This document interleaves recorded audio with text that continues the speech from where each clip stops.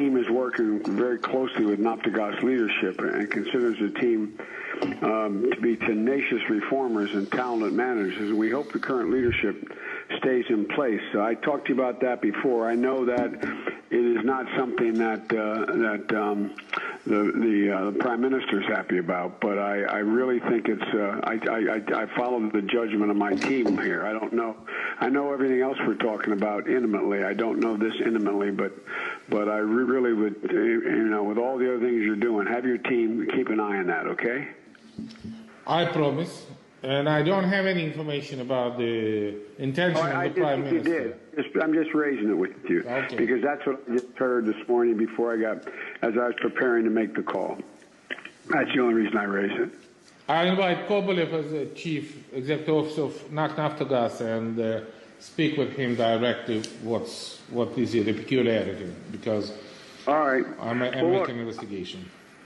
I am here. I'm looking forward to seeing you in January. Plus, I'm looking forward to talking to you a number of times between now and then. Again, congratulations. This is finally beginning to get... Introducing Ukrainian President Poroshenko. Mr. President Joe Biden, how are you? As usual, very well indeed when I hear your voice. And that's a pleasure to hear you again. And thank you for having promptly accepted my call. Tell me about the reorganization of the bank, whether that's likely to continue to move forward. I'm told that there's some hope there.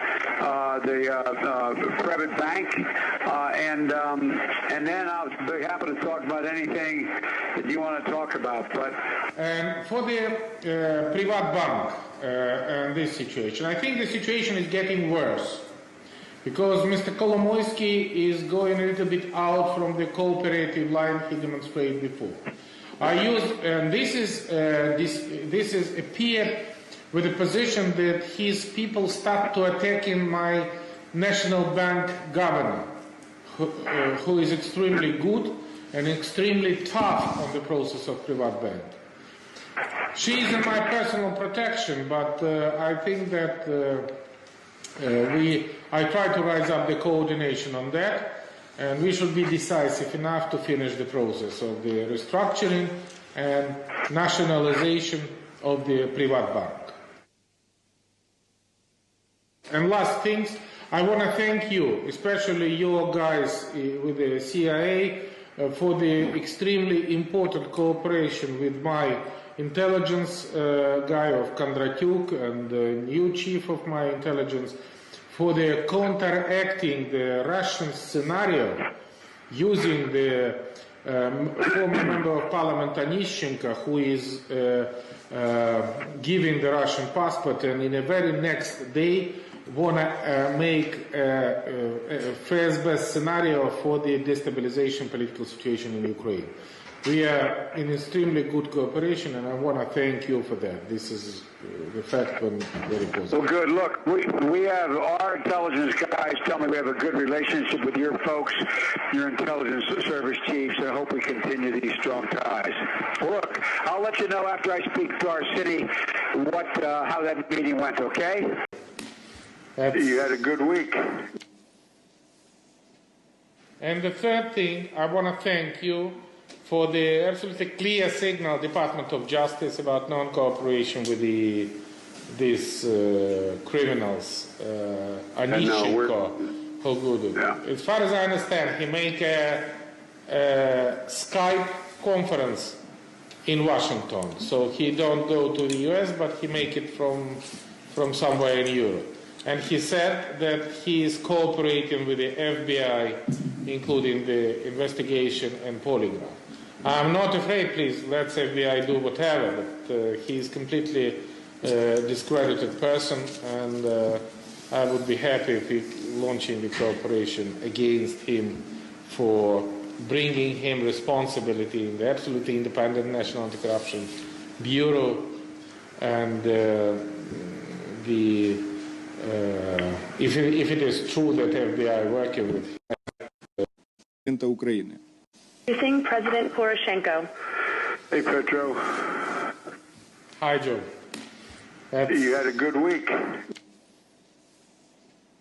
And the third thing, I want to thank you for the absolutely clear signal, Department of Justice, about non-cooperation with these criminals, Anishchenko, Hogudu. Yeah. As far as I understand, he made a Skype conference in Washington. So he don't go to the US, but he make it from somewhere in Europe. And he said that he is cooperating with the FBI, including the investigation and polygraph.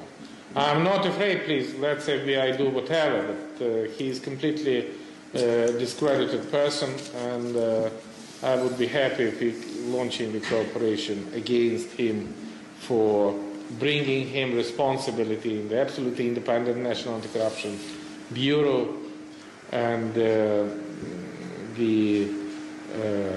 if it is true that FBI working with him, at least I want to know that. No, they are not. I told you the FBI concluded he had nothing, and they stopped. That was it. There's no reason to talk to him again. Okay. I will check that and confirm. How are you? As usual, very well indeed when I hear your voice. And that's a pleasure to hear you again. And thank you for having promptly accepted my call.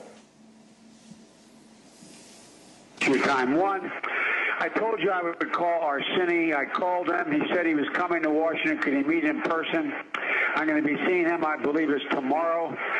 Beyond making a case to him that he should back Minsk and start to speak to it, what else would you like me to convey to him?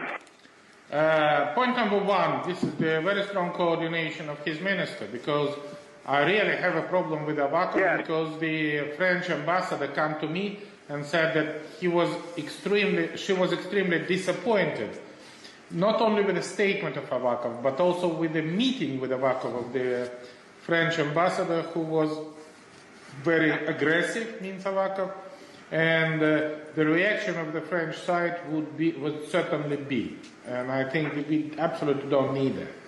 I asked Avakov don't do that. I agree. And I think that Arseni also should do something. Another things, I think that it would be extremely grateful if you encourage message to Yatsenyuk, be fully supportive with the government activity, including the ongoing budgetary process, and to start a coordination, not only in general about Minsk, but go in details that he support the line provided by me as a president, and we are one team and one coalition. And with that situation, I think that it would be extremely important to promoting the Minsk and to support the government. No matter if he likes government or not, on the public, we should support them, because this is the only way how we do that. And I think we reach the results. I will do that. Mr. President, my friend, I'm not going to ask how you are, but I hope you're well. I'm always feeling well, Mr. Vice President, when I'm speaking with you, my dear friend. I'll ask you another question. My guess is Arseni is worried about if he steps down as Prime Minister, he loses his immunity. He's not a member of Congress. Is he worried about being prosecuted himself? I can give any of my personal guarantee, including the new prosecutor, that we have nothing, and we're defending him because he is a political figure. He's quite young, he has only 42, and we are ready to develop the scenario of his resignation, which give him a positive acceptance, and I'm sure he has a great political future as my partner. I am ready to give any of guarantee of any anti-prosecution and security. Until now, I don't have any. We do not talking about this Martynenko and others, because unfortunately the National Anti-Corruption. Believe me, I understand. But for him personally, that would be my full guarantee to you, to anybody, that we do not allow anybody to create him a risk. Well, look, do me a favor.